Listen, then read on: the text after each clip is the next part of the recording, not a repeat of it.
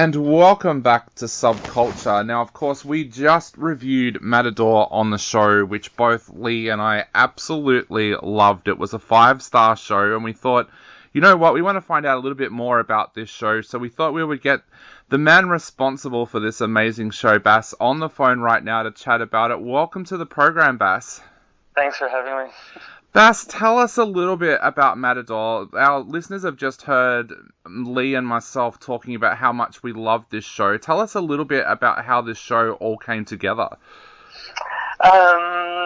It came from heartbreak initially. I broke up with a partner after living one of the biggest love stories of my life, and I went to Barcelona and sat down in a little alleyway in La Ramblas and ordered one too many sangrias and started writing the framework of a story that explored everything from the day we met to, exploring our sexuality and trying to figure out our own identity, the struggles of all of that, the beautiful friendship that was the core of the relationship, and then explored a slightly more darker side, the concept of infidelity, the concept of unrequited love, and what that does to two people, and then the idea of a perfect fairy tale ending, the Beauty and the Beast kind of fairy tale that we grew up with. What does that look like in real life? What does that look like in today's life?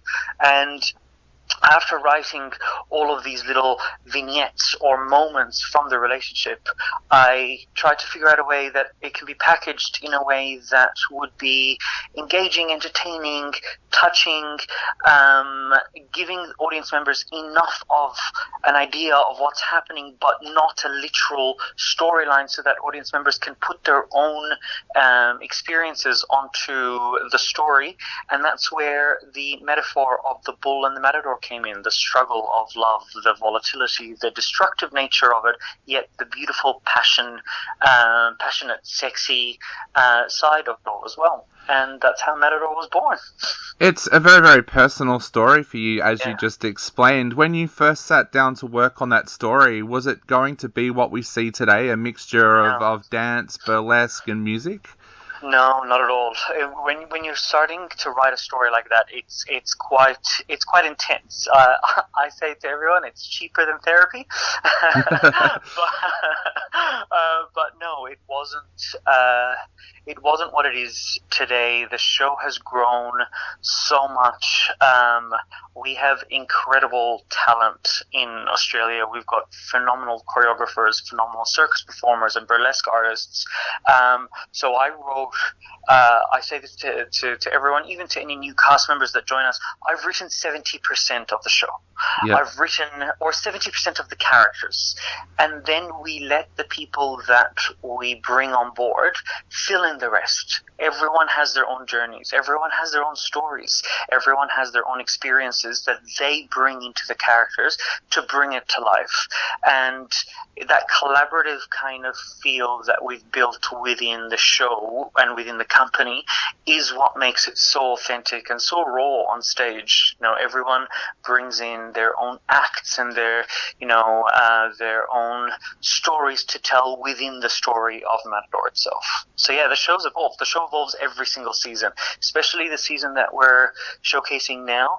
That is the newest version of Matador. Matador is usually either a show that we perform in a small circus tent or a show that we perform on really big stages like Her Majesty's Theatre or the Sydney Opera House. This time we've wrapped up that show into a 3.5-hour long experience that pays an homage to the streets that the show was born in, the cobblestone floors, the paella, the smoky chorizo, the sangria flowing, and it's a fully immersive it's a fully immersive experience. So Exactly. yeah, it's evolved. Someone asked me about the show yesterday, and I actually said that to them, that where it is set this time at the meat market, it is absolutely perfect for it, because it feels like you've wandered down an alleyway and suddenly come across this performance. It's got such great atmosphere. Was that something that was really important to you with this venue, capturing that essence of Barcelona? Yeah, 100%. It was my dream from day one when I wrote this show that I wanted to transport people into this experience where once they're in, nothing else matters. The stresses of the world, the bills, the if you've got kids or if you've got, work issues or whatever it is, as soon as you step foot within the doors of the Matador world, nothing else matters.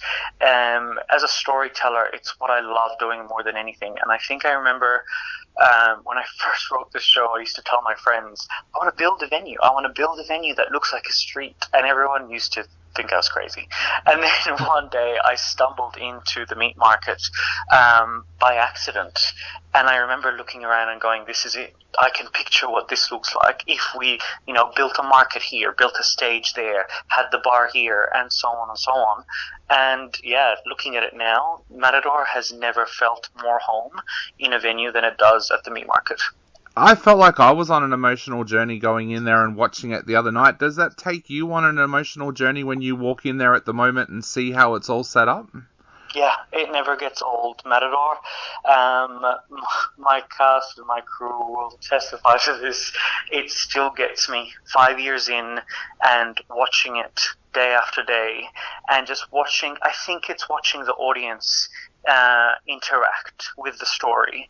I remember last week or the week before, I was sitting at the VIP tables for a change. Usually I like to watch the show from different areas just to make sure how the experience is coming across to patrons sitting in different ticketing tiers. I was sitting in the VIP areas at the front, and in one of the numbers I turned around and I locked eyes with an audience member, and she was in tears and smiling and watching the show. I went up to her at the end and introduced myself and asked her how the show was, and she said she was watching her life story on stage.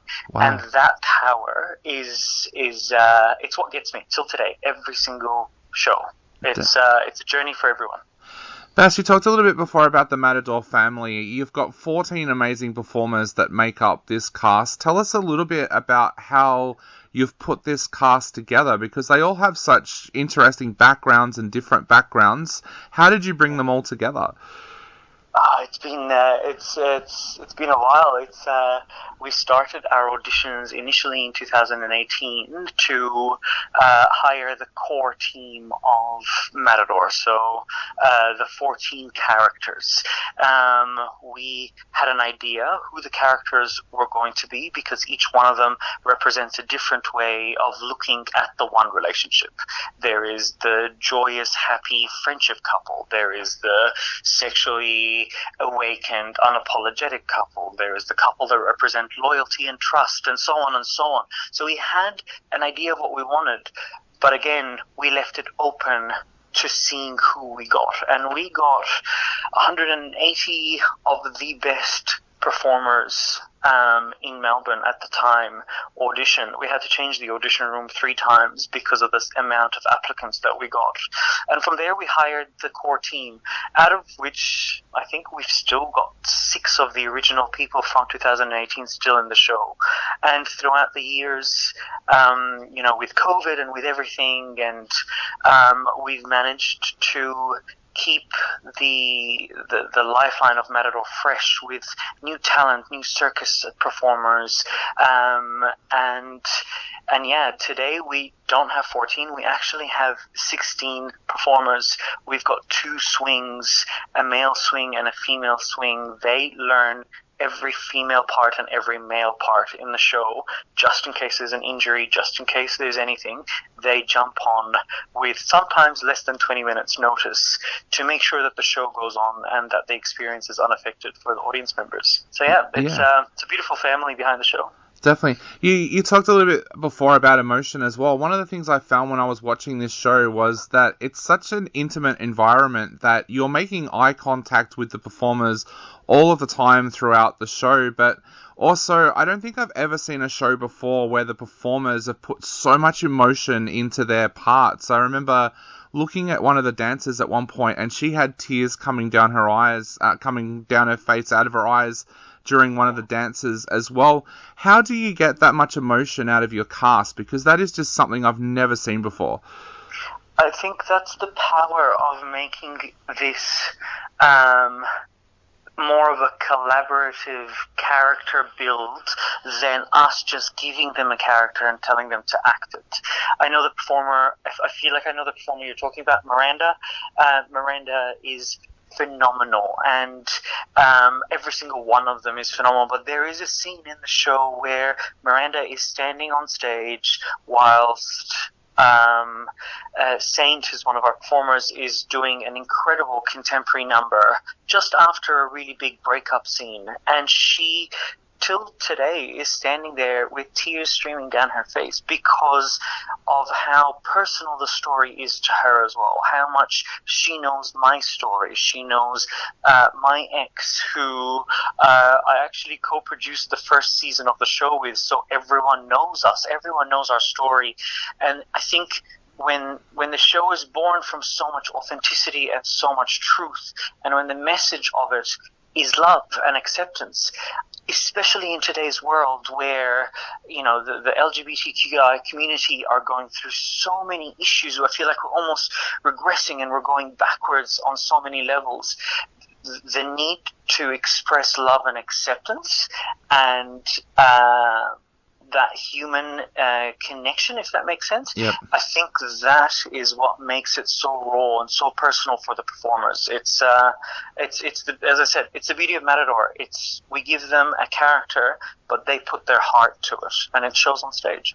Definitely. Now, for all of our listeners out there, if you want to head along and check out Matador, you can get your tickets through Ticketmaster, and there are a few different ticket packages that you can get. So we'll put all of that information up on the Subculture website with a link to where you can grab those tickets from. Bas, to finish off, what would you like to say to people out there who are thinking about heading along and checking out Matador? Come and give love a chance.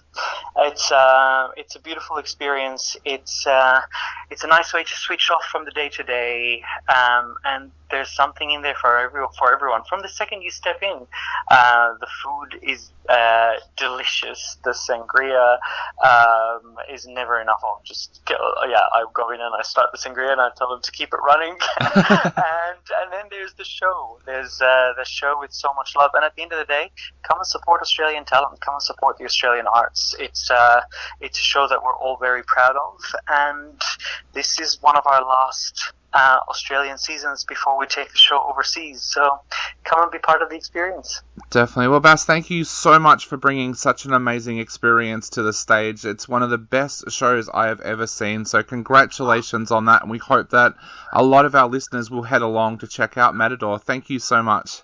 Thank you. Thank you for having me.